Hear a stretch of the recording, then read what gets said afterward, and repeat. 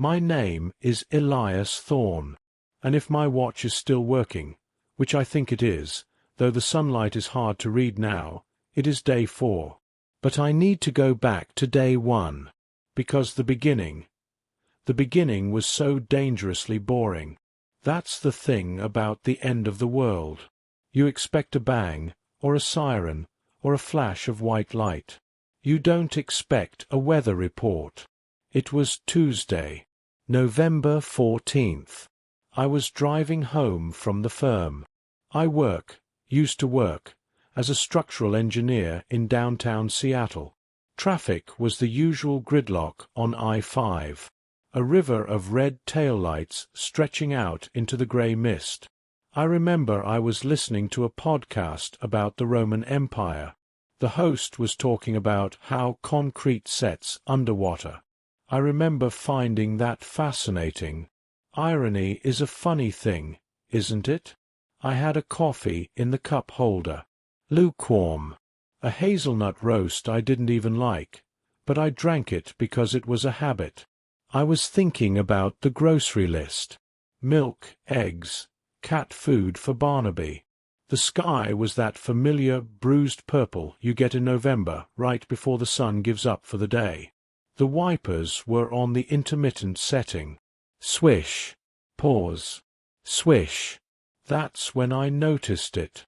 I was stopped near the North Gate exit. I looked at the windshield. The rain wasn't beading. Usually, when rain hits glass treated with Rain-X, it beads up and rolls off. Or, if it's heavy, it sheets. This wasn't doing either. The droplets hit the glass and just sat there. They looked heavy, thick, like clear corn syrup.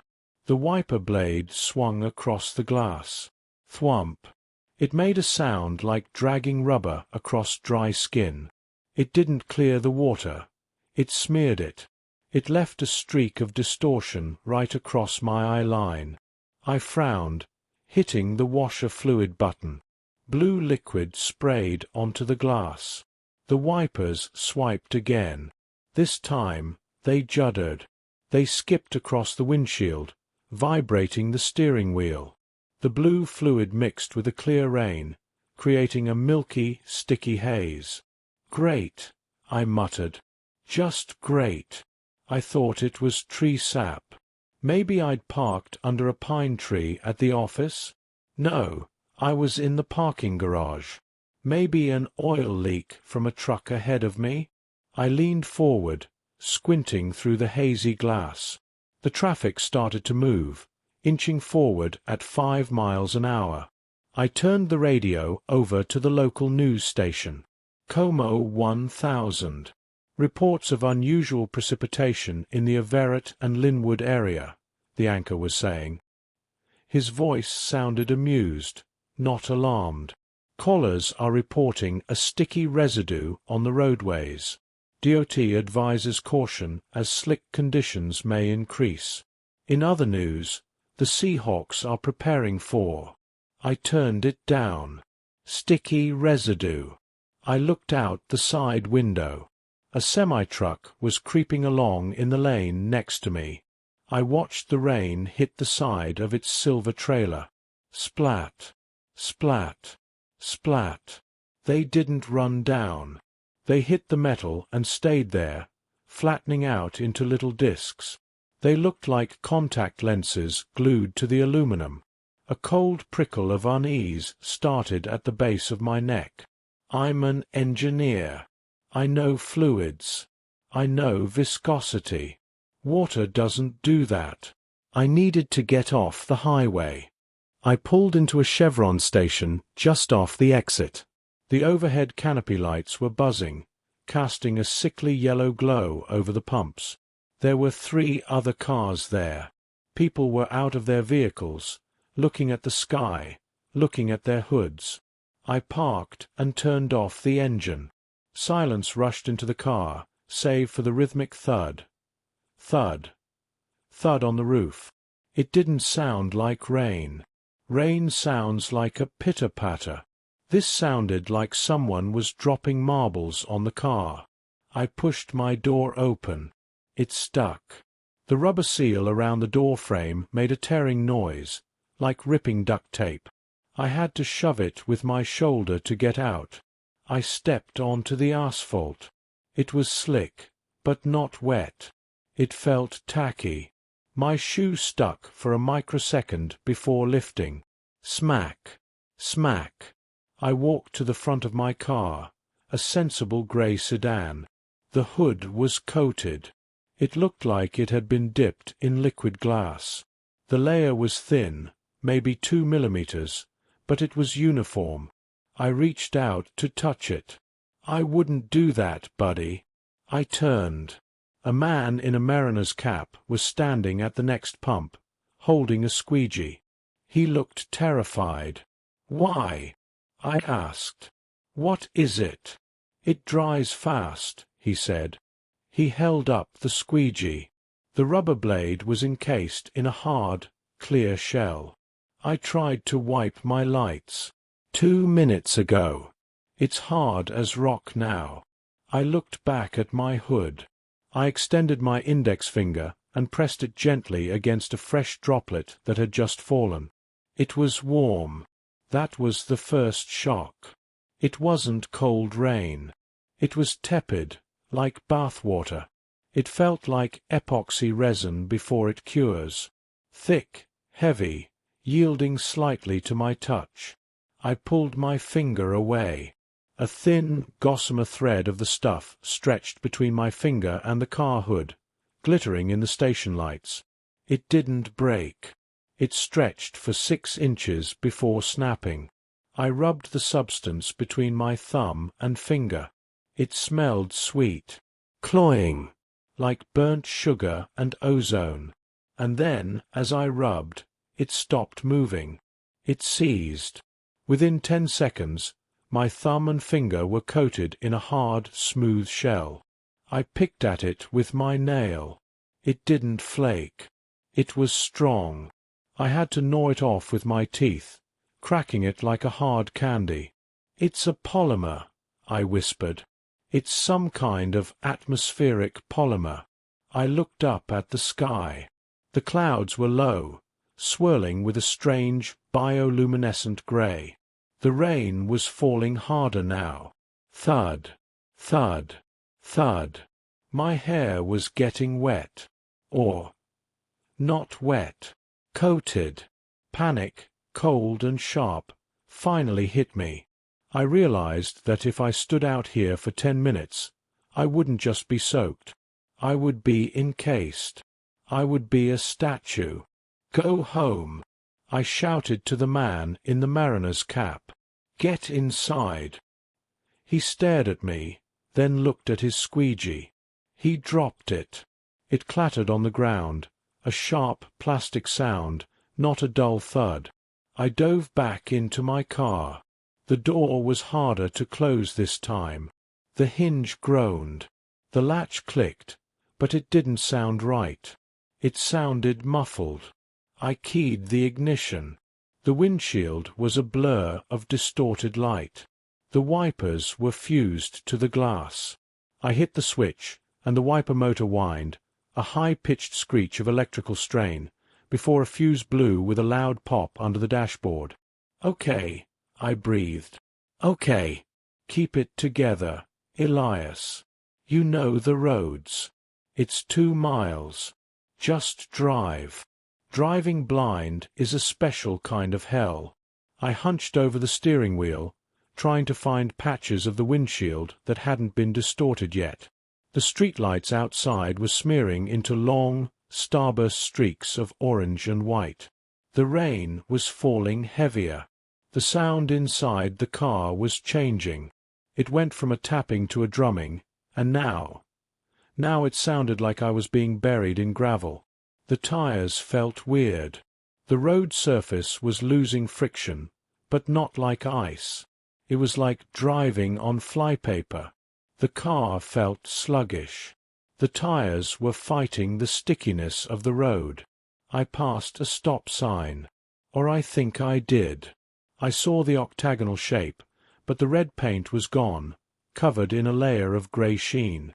I saw a pedestrian, a kid, maybe 16, with a backpack. He was standing on the corner, struggling with his jacket zipper. He was clawing at it. His hood was up, but it looked stiff, like a helmet. I wanted to stop. I wanted to help him. But my engineer's brain, the cold, calculating part of me, did the math. If you stop, the tires will bond to the road. The heat of the tires is the only thing keeping the rubber compliant. If you stop, you stay. "I'm sorry," I whispered to the glass. "I'm so sorry." I kept moving. I turned into my subdivision, the quiet suburb of Maple Leaf. Usually, this street is lined with cherry trees. In the headlights, they looked like crystal chandeliers. The branches were coated in ice. No, not ice. Amber. They were drooping under the weight. As I drove past, a large branch from an oak tree snapped. It didn't crash. It shattered. It hit the sidewalk with the sound of 1,000 glass bottles breaking. I pulled into my driveway. My garage door opener was clipped to the visor. I pressed the button. Nothing. I pressed it again. Through the garage door window, I saw the motor light flash. It was trying. But the door didn't move. The seams between the panels. They were gone. Sealed. Damn it. I couldn't leave the car in the driveway. If this stuff kept falling, the car would become part of the landscape. But I couldn't get it in. I made a choice. I left the car running. Maybe the heat of the engine would keep the hood clear for a while longer. I grabbed my bag. I grabbed the grocery sack, milk, eggs, cat food. I kicked the car door open. It took 2 kicks. The seal ripped with a screech that set my teeth on edge. I stepped out. The noise was deafening. The rain striking the paved driveway was a cacophony of hard clicks. My jacket was hit instantly. Thwack, thwack, thwack. I felt the weight of it immediately. It wasn't soaking in. It was building up. I ran for the front porch. My feet felt heavy, like I was wearing lead boots. The soles of my shoes were picking up layers of the goop from the driveway. I was 2 inches taller by the time I reached the porch steps. I fumbled for my keys. My hands were shaking. The key didn't want to go into the lock. The little metal flap on the keyhole was gummed shut. "Come on, come on." I used the tip of the key to chip away the resin. It flaked off in sharp shards. I jammed the key in, twisted hard. The bolt slid back. I threw the door open and practically fell into the hallway. Barnaby, my ginger tabby, was sitting on the rug, staring at me. He let out a confused meow. I turned around and slammed the door. I threw the deadbolt. I engaged the chain. Then I slumped against the wood, sliding down to the floor. I was hyperventilating. I looked at my jacket. It was glistening. A hard, clear shell had formed over the shoulders and the hood. I shrugged it off. It hit the floor and held its shape. It didn't crumple. It lay there like a hollow plastic mold of a torso. I was safe. I was inside. But then I heard the sound. It wasn't the rain on the roof. It was a tapping. A gentle, insistent tapping coming from the living room window. I walked into the living room. It has a big bay window looking out onto the street. The view was wrong. Usually, the streetlights cast shadows through the trees. Now, the light was refracted. It was bent, twisted into rainbows and halos. The window glass looked thicker. The rain was hitting the window, spreading out and hardening. It was adding layers to the pane. The world outside was getting further away, inch by inch. I went to the kitchen. I needed water. I needed to wash the taste of ozone out of my mouth. I turned on the faucet. The water ran clear. Thank God. The plumbing was underground. It was safe. I turned on the small TV on the counter. The signal was choppy. Digital artifacts tore across the screen. The news anchor, a woman named Sarah, looked frantic. She wasn't sitting at the desk anymore. She was standing by the weather map. Structural integrity of flat roofs is a major concern, she was saying. We are advising everyone to stay on the lower floors. Do not, I repeat, do not attempt to clear your drains. It is too dangerous to go outside. The substance bonds to skin instantly upon cooling. Hospitals are already overwhelmed with. The screen froze. A pixelated mess of green and purple blocks. Then static. Then blue screen. No signal. The cable was out. The dish or the lines were coated. I checked my phone. No service. I checked the Wi-Fi. It was still up, but crawling. I managed to load a local forum page. The headlines were terrifying. Stuck in car on I-90. Can't open doors. My dog is outside. I can't get the slider open. It's covering the chimney. Smoke coming back in. Smoke. I ran to the fireplace. I didn't have a fire lit, thank God. I closed the flue. If that stuff capped the chimney, anyone with a wood stove was going to asphyxiate tonight. I went back to the front door. The hallway was dark. I needed to check the seal. The engineer in me took over. This is a load-bearing problem. This is a material science problem. I knelt by the bottom of the door. A thin line of amber liquid had seeped underneath the weather stripping before hardening. It glowed faintly in the hall light. I touched the doorknob. I tried to turn it, just to check. It wouldn't budge. I unlocked the deadbolt. I put my shoulder into it. I pushed with everything I had. The door was solid. It wasn't just locked. It was fused to the frame. The resin had seeped into the cracks, into the hinges, into the microscopic gaps between the wood and the jamb, and it had unified them. My house was no longer a structure with ingress and egress points. It was a sealed box. I walked from room to room. The back door, fused. The kitchen window, fused. The bathroom ventilation fan was making a grinding noise, struggling against the blockage, until I shut it off. I was trapped. But that wasn't the scariest part. I went back to the living room window. I put my hand against the glass. It was cold now.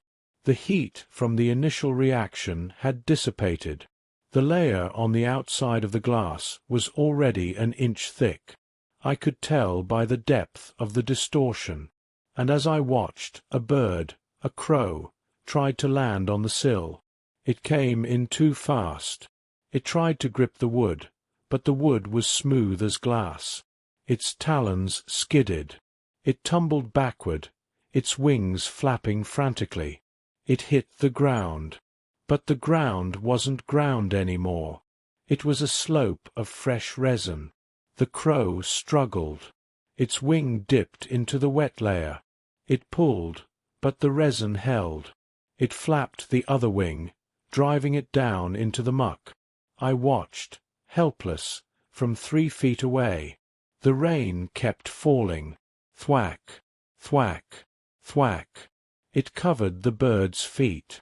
Then its tail. The bird opened its beak to scream, but no sound came through the thickened glass.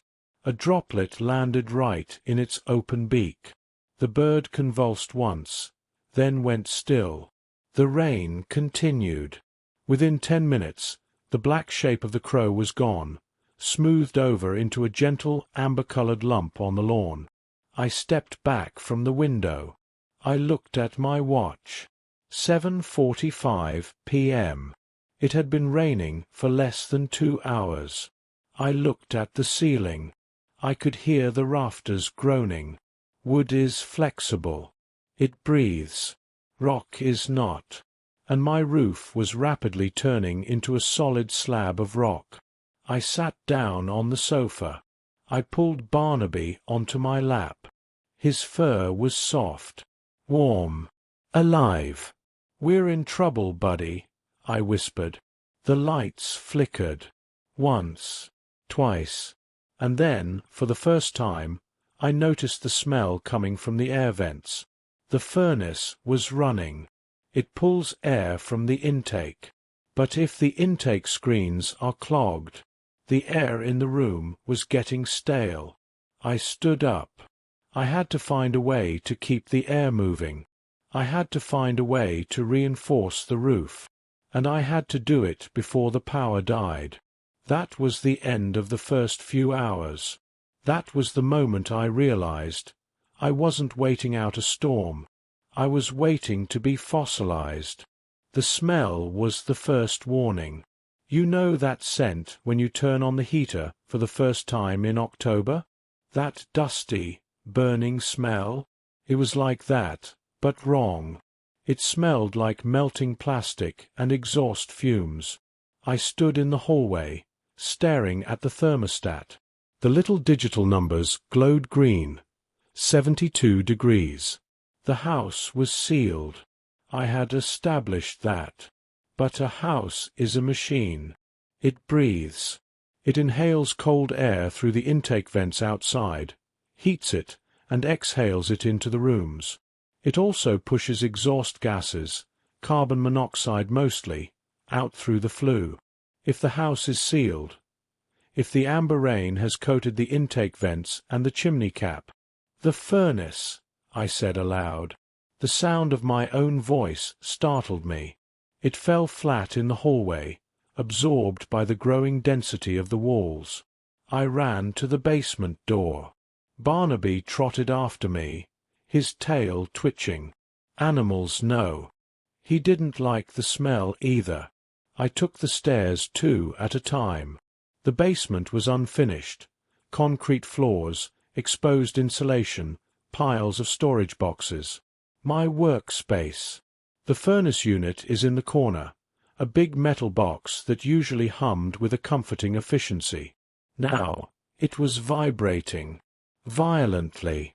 Clang, clang, clang. The blower motor was straining. It was trying to pull air that wasn't there. It was creating a vacuum inside the system. And if the exhaust flue was blocked, the back pressure would be forcing the CO gas right back down into the basement. I was poisoning myself. I didn't bother with the thermostat upstairs. I went straight for the kill switch on the side of the unit. I flipped the red toggle. Clunk. The machine died. The fan spun down. Whir. Click. Silence. The silence that followed was absolute.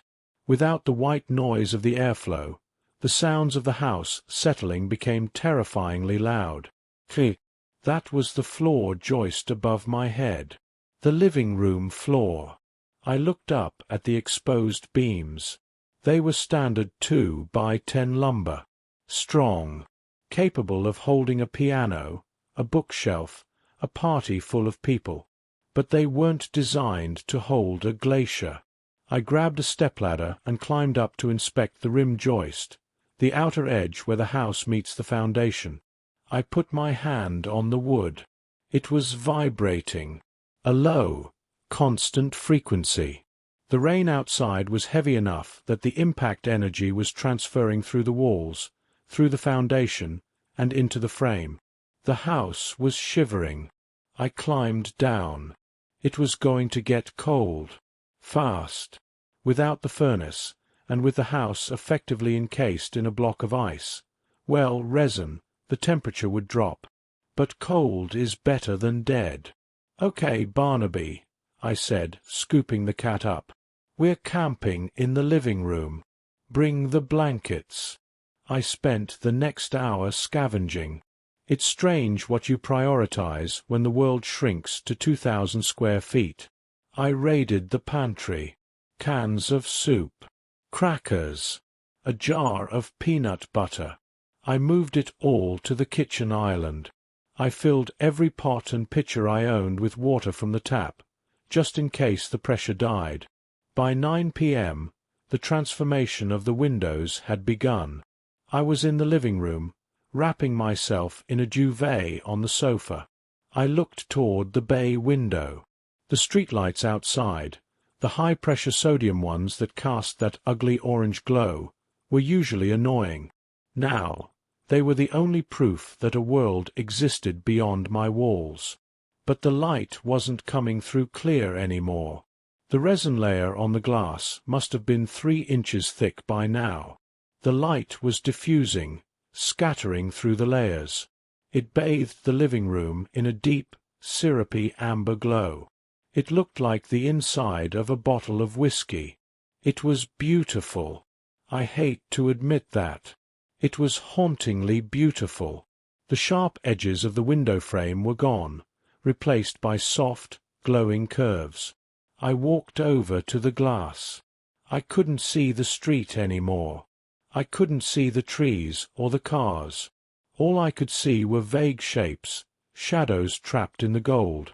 I pressed my ear against the glass. Usually, you can hear the traffic on the highway, even from here, or the wind in the trees. I heard nothing. No, not nothing. I heard a thump. Dull. Heavy. Then another. Thump. It sounded like a heartbeat in a womb. It was the rain. It was still falling. But now, it wasn't hitting the glass. It was hitting the layer of resin over the glass. It was building a shield. I pulled back. The silence was creating pressure in my ears. I swallowed to pop them, but it didn't help. The air pressure in the house was actually rising, I think. As the house settled and the resin sealed every crack, the volume of the house was compressing slightly under the weight. We were in a submarine. Then the lights flickered again. BZZT. Longer this time. The amber glow from the window pulsed. "Don't," I whispered. "Not yet." I needed the TV. I needed the internet. I needed to know if the military was coming with flamethrowers or solvents. I grabbed my phone. 1 bar of Wi-Fi. The signal was struggling to punch through the coating on the house. I refreshed the news page. It took a full minute to load. Text only. No images. State of emergency declared. National Guard grounded. Rotors failing due to accumulation. Residents advised to shelter in place. Do not attempt evacuation. Grounded, I muttered. Of course. Helicopters rely on lift. If the blades get coated, the aerodynamics fail. If the intakes get clogged, the engines stall. The sky was a no-fly zone. We were on our own. It happened at 9:42 p.m. I was staring at the chandelier in the dining room, watching the bulbs dim and brighten, dim and brighten.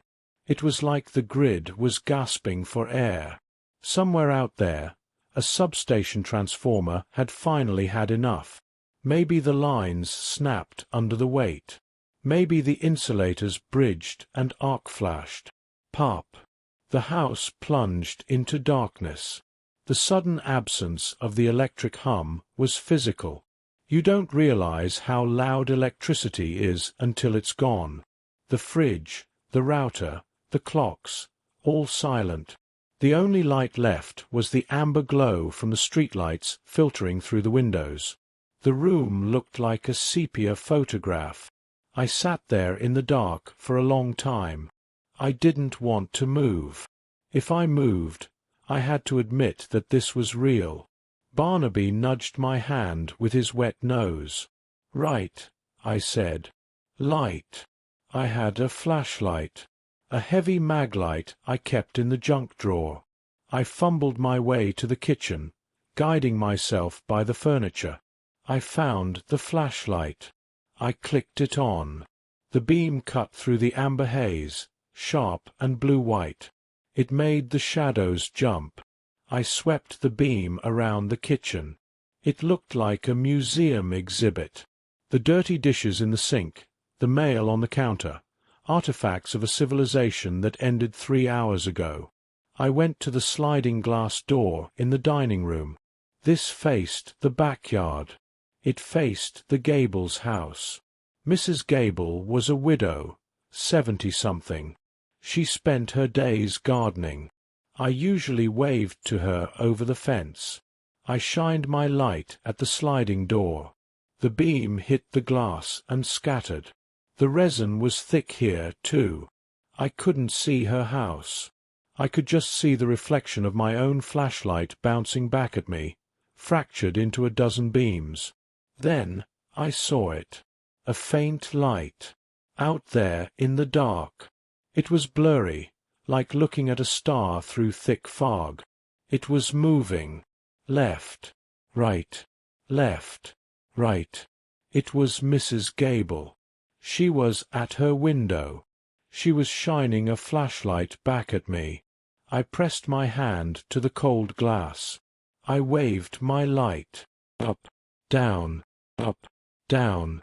Her light stopped moving. Then it blinked. Once. Twice. She saw me. I felt a surge of emotion so strong it almost knocked me over. I wasn't the last man on Earth. She was there. Just 50 feet away. But 50 feet of this stuff might as well be 50 miles. I couldn't open the door. She couldn't open hers. We were two fish in separate tanks, watching each other across the room. I stood there for 20 minutes, just trading light signals with an old woman I barely knew. We didn't know Morse code. We were just saying, "I'm here. I'm still here." Eventually, her light faded. The batteries, or maybe she just got tired. When her light went out, the darkness in the backyard felt infinite. I couldn't sleep. The adrenaline was turning sour in my stomach. So, I did what I do. I engineered. I sat at the dining room table with a notepad and a pencil, illuminated by the flashlight standing on its end. I started doing the math. I estimated the rate of accumulation. Based on the bird I saw buried, we were looking at maybe an inch an hour. Maybe more. It had been raining for 4 hours. 4 inches of solid resin. The average density of cured epoxy is roughly 70 to 80 pounds per cubic foot. I did a rough calculation of my roof's surface area. 1,500 square feet. If we had 4 inches, that's a third of a foot. That's 500 cubic feet of material. 500 cubic feet times 70 pounds. 35,000 pounds. I stopped writing. The pencil tip broke. 17 tons. There was 17 tons of new weight sitting on top of my house right now. That's like parking 10 SUVs on my shingles. Standard residential roof trusses are designed for snow loads. Maybe 20 to 40 pounds per square foot in this region. We were already pushing the safety factor. And it was still raining. If it rained all night, say another 8 hours, we'd be looking at a foot of accumulation. A foot of resin is 100,000 pounds. 50 tons. My roof would collapse. It wasn't a question of if. It was a question of when. I looked up at the ceiling. The drywall was smooth, white, perfect. But above it, the trusses were screaming. I could hear them. Pop. Tsararak. That was a fastener shearing. A nail pulling out of wood. I stood up. I couldn't stay on the main floor. When the roof came down, it would flatten the living room. The basement, I said. I grabbed my duvet. I grabbed the food. I grabbed Barnaby, who hissed at being moved again. We have to go down, I told him. We have to go under the beams. I moved everything to the basement. I set up a camp under the main steel I-beam that ran the length of the house. It was the strongest point. If the house folded, the I-beam would hold. Hopefully. I lay there in the dark, listening to the house die.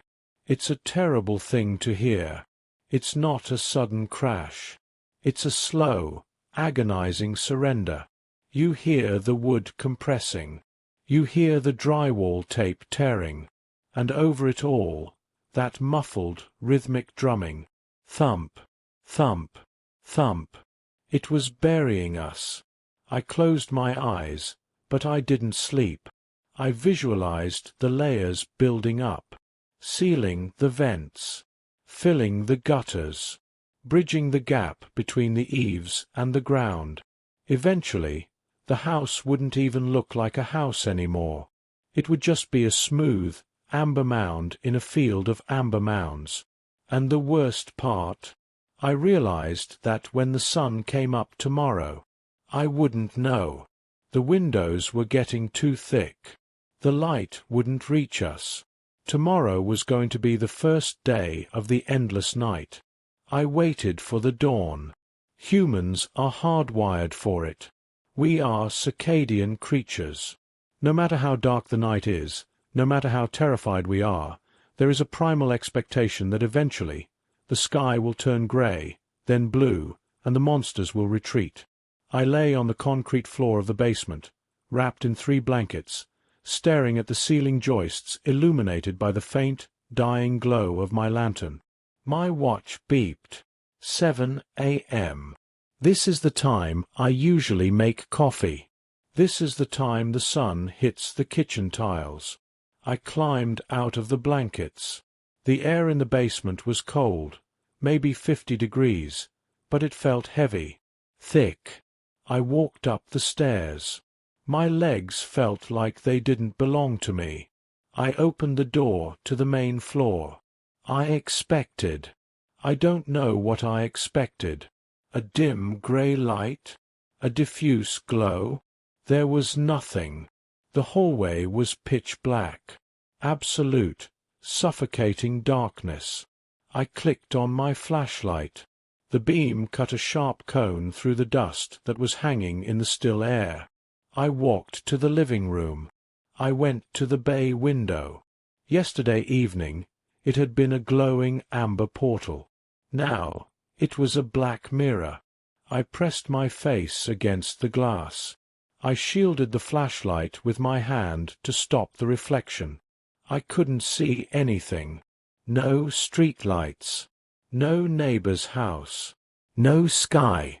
It buried us, I whispered. The realization hit me with the force of a physical blow. The streetlights must have burned out, or the resin had gotten so thick that it was blocking 100% of the light. If the sun was up, and my watch said it was, then the accumulation wasn't just inches anymore. I needed to know. I needed to see. I ran to the kitchen. I grabbed a stepladder. I needed to check the skylight in the upstairs hallway. That was the highest point of the house. If there was light anywhere, it would be there. I climbed the stairs to the second floor. The air up here was warmer, stiflingly so.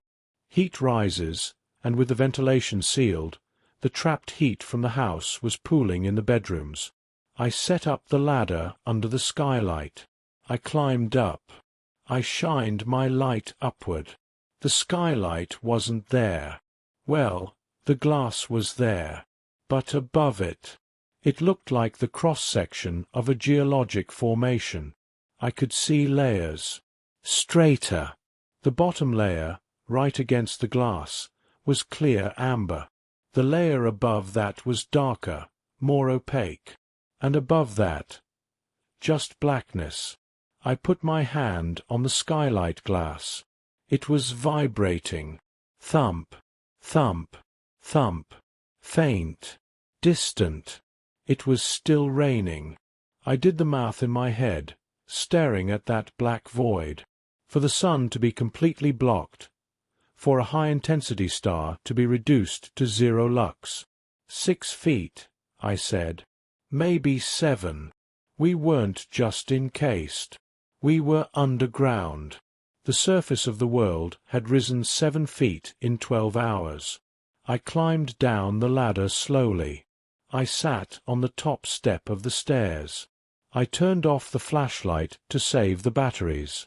I sat in the dark, and for the first time I cried. Not loud sobbing, just a silent leaking of tears that felt hot on my cold face. I wasn't an engineer anymore. I was a fossil. Crack. The sound came from the master bedroom. I jumped, fumbling for the flashlight. I clicked it on, the beam swinging wildly. "Barnaby!" I called out.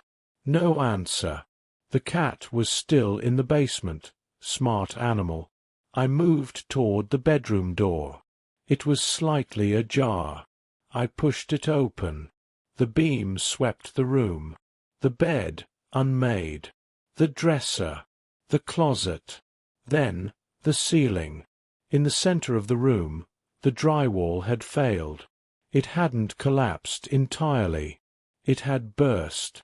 A jagged hole, maybe 2 feet wide, gaped in the plaster, and coming through the hole was the intruder. It looked like a stalactite in a cave. A massive, tapered spike of amber resin had punched through the ceiling insulation and the drywall. It hung down about 3 feet into the room, hovering over the foot of the bed. It was mesmerizing. I walked closer, keeping the light trained on it. It wasn't liquid anymore. It was solid, hard as rock. The tip was razor-sharp. I looked up at the hole. I could see the splintered wood of the truss cord. The resin had weight, immense weight, and it had found a weak point in the roof sheathing. It had flowed into the attic, pooled there, and then punched through the ceiling. I reached out to touch it. It was cold. Ice cold. It had sucked the heat out of the room. And then I saw the detail that made my stomach turn. Inside the resin spike, suspended near the ceiling, was insulation. Pink fiberglass. But lower down, near the tip, there was a spider. A common house spider. It was perfectly preserved. Legs splayed. Trapped in the instant of the flow. I backed away. If the roof was breached, the integrity of the box was gone. The attic was filling up. I visualized the load paths. The trusses were triangles. They are designed to transfer weight to the exterior walls. But if the attic fills with solid resin, the weight isn't just on the roof anymore. It's pushing out against the walls. It's pushing down on the ceiling joists. The house wasn't just being crushed from above. It was being filled from the inside out, like pouring concrete into a cardboard mold. I had to get out of the bedroom. The floor joists here weren't designed for this. I backed into the hallway and slammed the door, as if a thin piece of wood could stop a geological event. I needed to check the air. The breach meant the attic air was mixing with the house air. Was the resin toxic? Was it off-gassing? I sniffed. Pine. It smelled overwhelmingly of concentrated pine and chemical Sharpie. My head started to swim. "Mask," I mumbled. "I need a mask." I ran downstairs to the utility closet. I had N95s left over from the painting project last summer. I grabbed one and strapped it on. It wouldn't stop gas, but it made me feel like I was doing something. I went back to the basement. I needed to check the foundation. If the house was being crushed, The foundation would be the next thing to go. I couldn't just sit there. The passivity was killing me faster than the air quality. I needed to know exactly what we were dealing with. I needed a core sample. I went to my tool bench in the basement. I grabbed my cordless DeWalt drill and a long masonry bit, a 12-inch carbide-tipped bit I used for drilling into concrete. I went to the garage door. The garage is attached to the house, but it sits on a slab. The door to the backyard is metal, lighter than the front door. I put my hand on the metal. It was freezing. "Okay," I said. "Let's see how deep you are." I positioned the drill bit at chest height. I pressed the trigger. Whir! The bit bit into the metal door easily. Steel shavings curled onto the floor. Punch! Through the door. Then it hit the resin. The sound changed instantly. It went from a metal screech to a dull, grinding roar. I leaned my weight into the drill. It was hard. Harder than concrete. It felt like drilling into solid quartz. The drill whined. The battery indicator dropped a bar. I pushed harder. 1 inch. 2 inches. The dust coming out of the hole wasn't dust. It was fine, sticky powder. It smelled like burning sugar. 3 inches. 4 inches. The bit was halfway in. Suddenly, the drill jerked. The bit caught on something. The torque twisted my wrist, almost snapping it. Ah! I dropped the drill. It dangled by the bit, sticking out of the door. I rubbed my wrist, wincing. I grabbed the drill again and reversed it. It groaned, then slid out.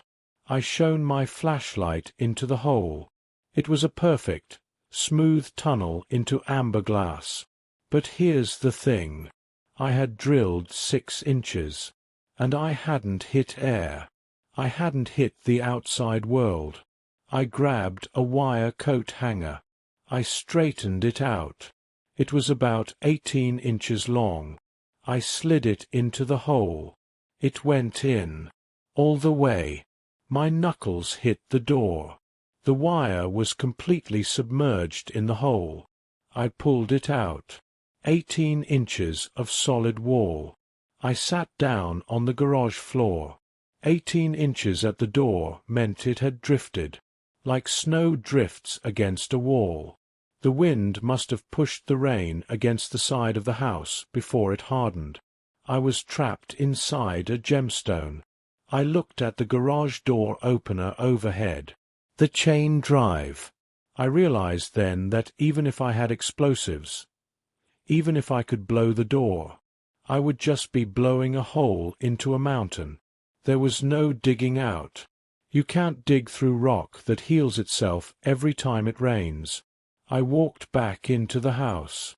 I locked the door behind me, not to keep anything out, but to keep the despair in. I went back to the basement, bunker. Barnaby was curled up on the sleeping bag. He didn't look up when I came down. He was lethargic. CO2, I thought. The oxygen is dropping. I checked the flame on my emergency candle. It was burning low and blue. That's a bad sign. I needed a distraction. I needed connection.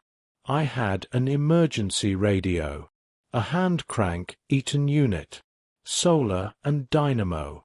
I sat on the floor and started cranking. The mechanical noise was loud in the silent basement. I cranked for 2 minutes, until my arm burned. I extended the antenna. I turned the dial to the AM band. Nothing. Just the hiss of cosmic background radiation. I switched to FM. Static. I switched to the shortwave band. SW1. I turned the dial slowly. Micromillimeter movements. Hiss, pop, squeal. Then a voice. It was faint, ghostly, drifting in and out of the static wave. Anyone? Coordinate. Sector 4. I froze. I pressed the radio to my ear. Hello. I whispered. Irrational. I'm here. I adjusted the fine-tuning knob. The voice came into focus. It was a man. He sounded British. Or maybe Australian. Repeating message. This is Outpost 4 inches. Static. Highlands. Elevation 2,000 feet. We are seeing. Static. Total coverage. The valleys are gone. I repeat, the valleys are gone. I held my breath. We have lost contact with Edinburgh, the voice said. We have lost contact with London. The accumulation is accelerating. If you can hear this, go high. Go as high as you can. The lowlands are static, sealed. Go high, I repeated. The rain has stopped here, the voice continued. But the sky has changed. It's not clouds anymore. It's a shell. We are inside a shell. Crackle. The signal distorted into a high-pitched scream, then cut to dead silence. I stared at the radio. Edinburgh. London. It wasn't just a weather system off the Pacific. It was everywhere, and he said the sky was a shell. I looked up at the basement ceiling. If the rain stopped and the clouds hardened, then the atmosphere itself was becoming a solid object. We weren't just trapped in our houses. The earth was being wrapped in plastic. Go high, the man had said. I looked at the stairs. Going high meant going to the attic. Going to the attic meant going to the breach. But staying down here meant suffocation. The candle flickered again. I had to choose. Die in the dark comfortably, or die in the light terrified. I stood up. Come on, Barnaby, I said, my voice shaking. We're going to the attic. I didn't know it then, but I wasn't just climbing stairs. I was climbing into the belly of the beast. Leaving the basement felt like leaving the womb. Down there, surrounded by concrete and the illusion of earth, I felt anchored. Moving up felt like swimming toward the surface of a frozen lake, knowing the ice is too thick to break. I carried Barnaby in a canvas tote bag slung over my shoulder. He was heavy, a dead weight of warm fur and anxiety.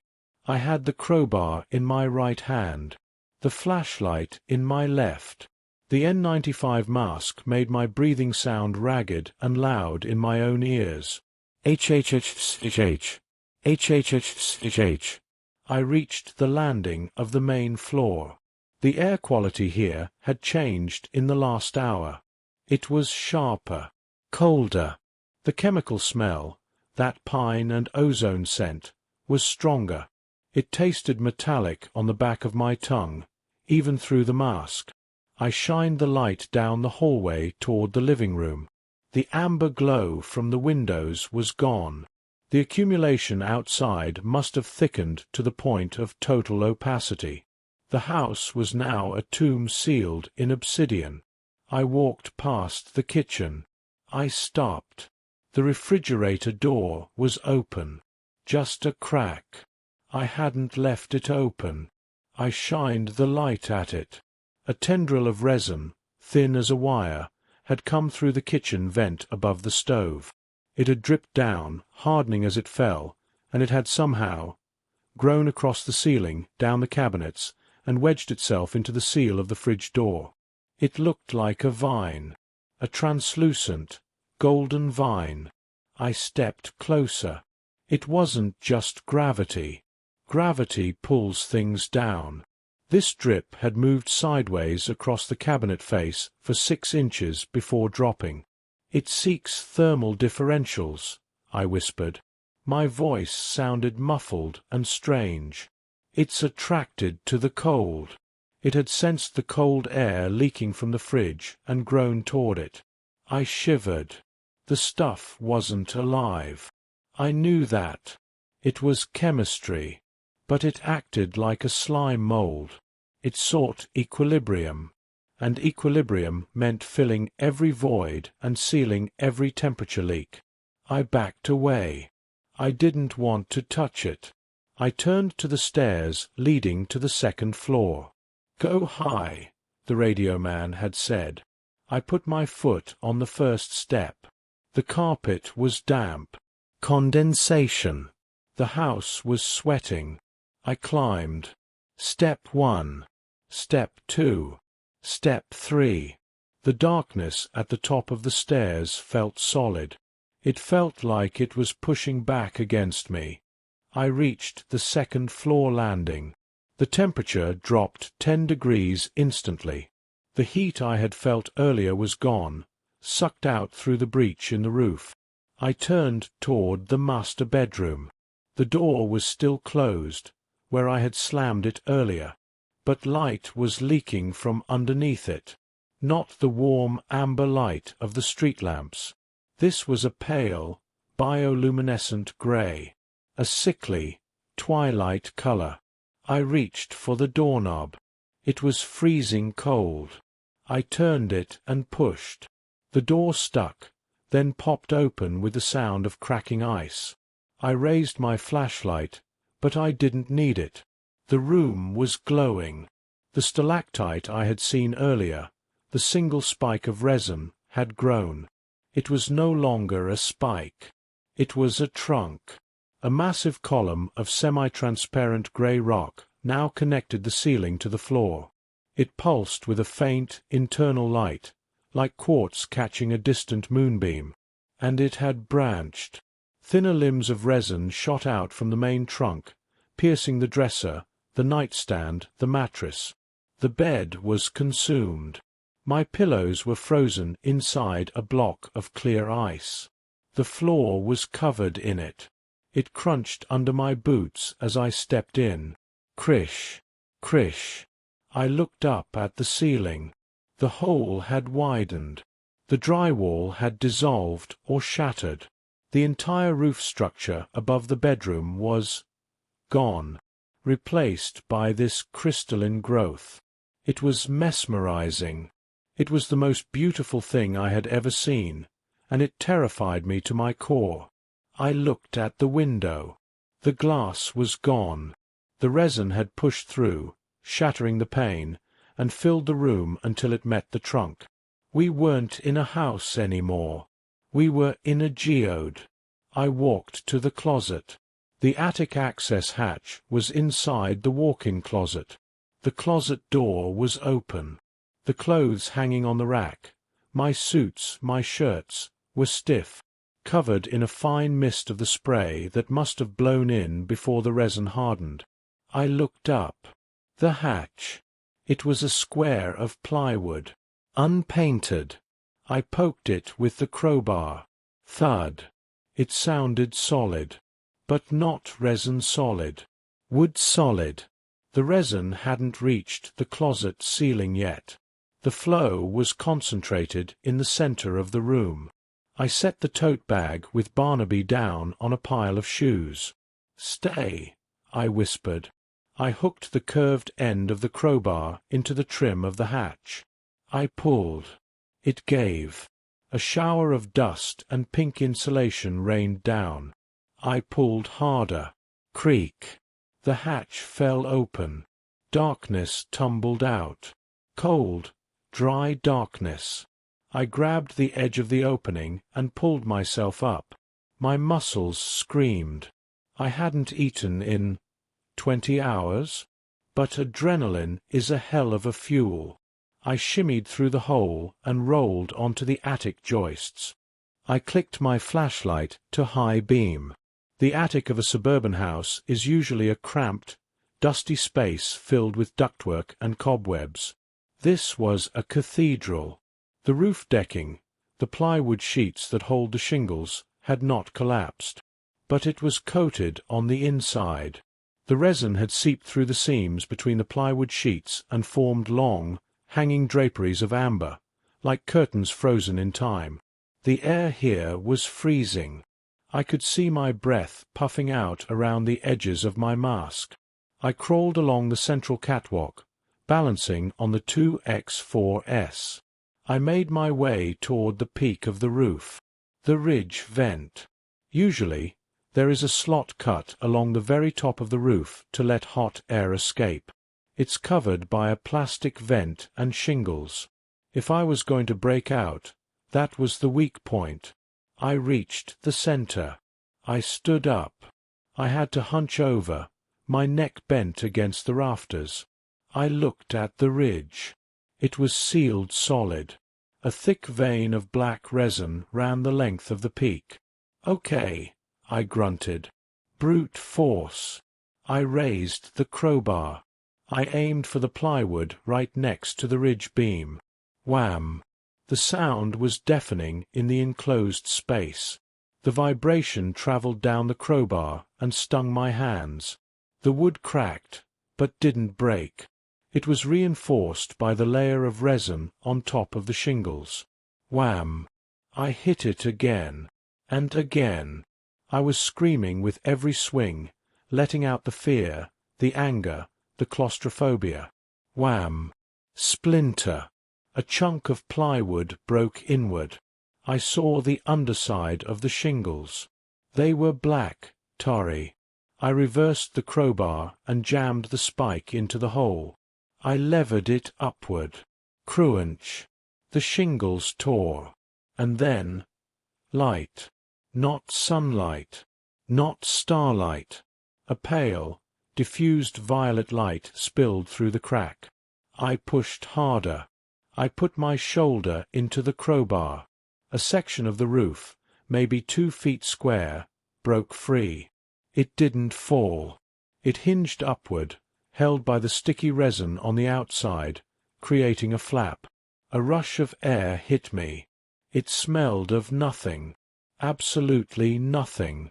It was the scent of a vacuum. I dropped the crowbar. I grabbed the edges of the hole with my gloved hands. I pulled myself up. My head broke the plane of the roof.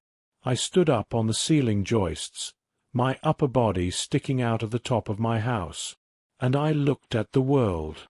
I don't know how to describe what I saw without sounding insane. The neighborhood was gone. The houses, the Gables, the Millers, the Smiths, they were just mounds. Smooth, undulating humps of greyish-amber glass rising out of a flat sea of the same material. The trees were crystalline skeletons. The oak tree in my front yard was encased in a perfect, transparent shell.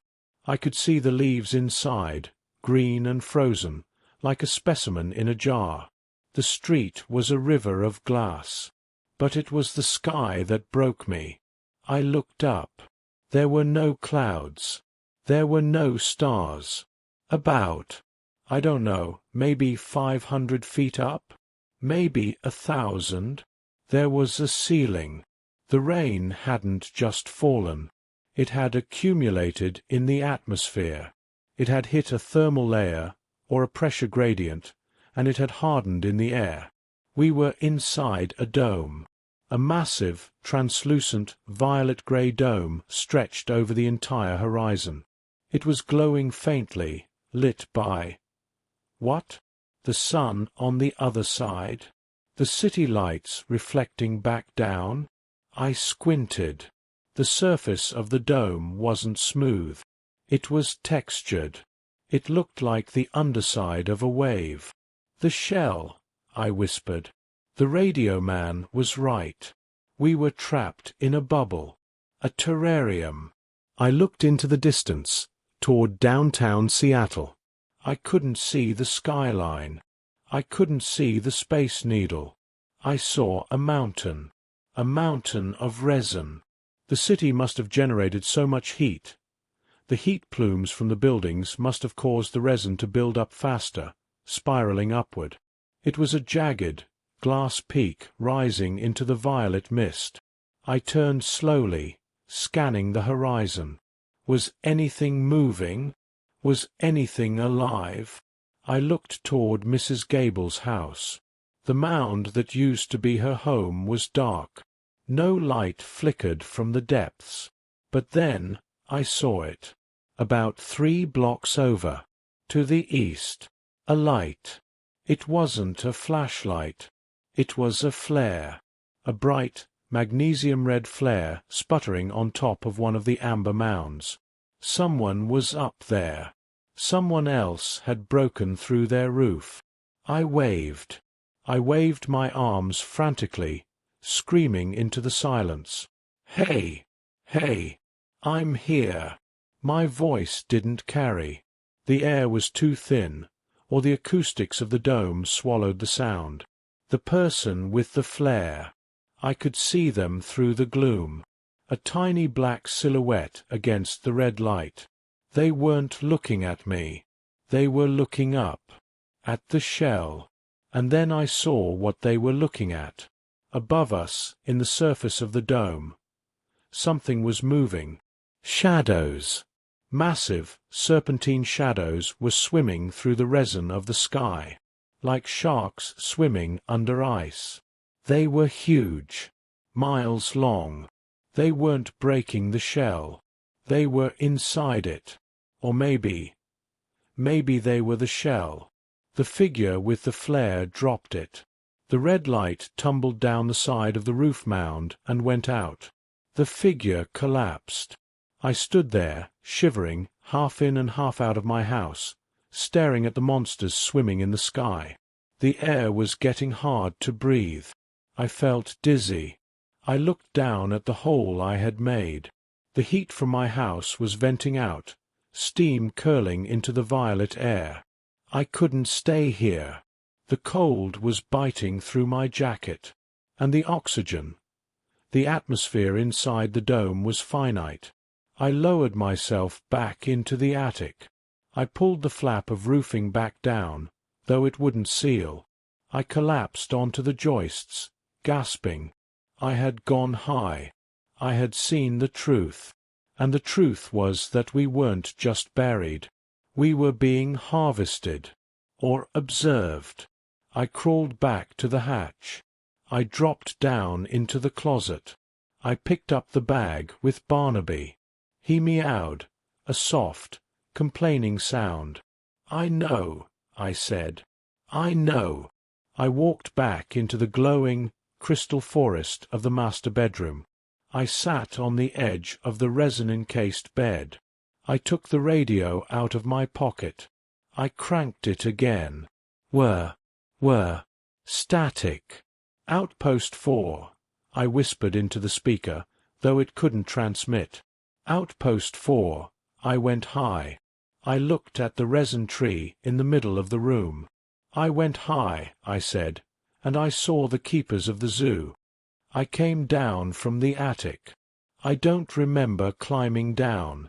I think I fell part of the way.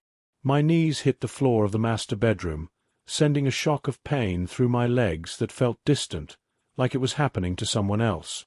The oxygen was low. I knew the signs. Tunnel vision. Euphoria. A strange detachment from reality. I dragged the tote bag with Barnaby into the hallway. "We're back," I mumbled. "We're back in the box." I closed the closet door. It wouldn't latch. The house had shifted again while I was up there. The door frame was a parallelogram now. I jammed a chair under the knob to keep the cold draft from the attic from flooding the house, but it was a futile gesture. The cold was already here. I walked to the top of the stairs. I looked down into the darkness of the first floor.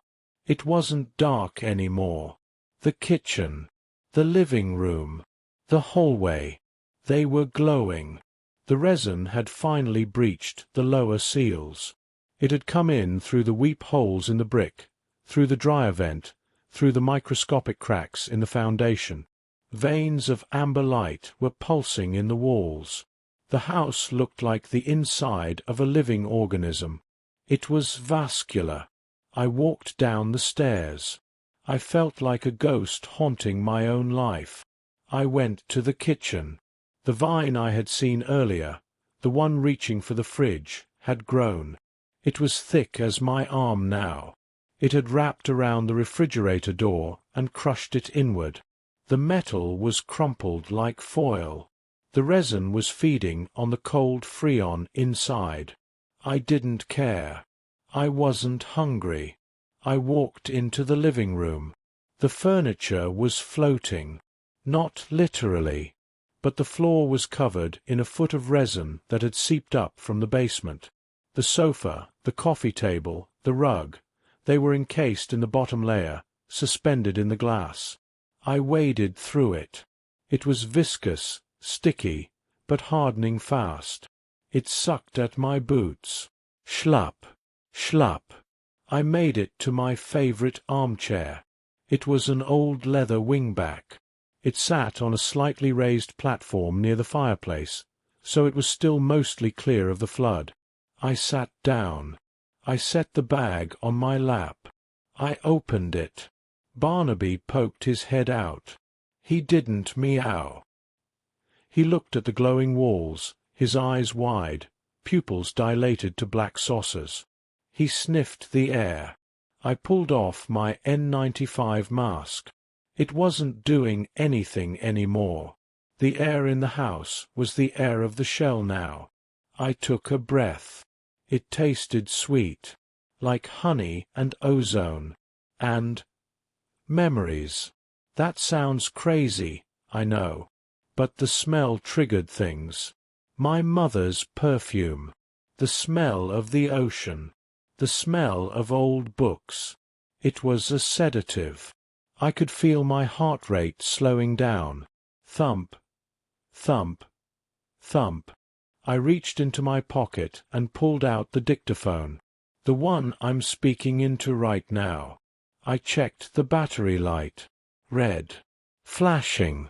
I have maybe 10 minutes of power left. Just enough to finish the story. I looked at the window, the bay window I had stared out of on the first night. The resin there was 5 feet thick.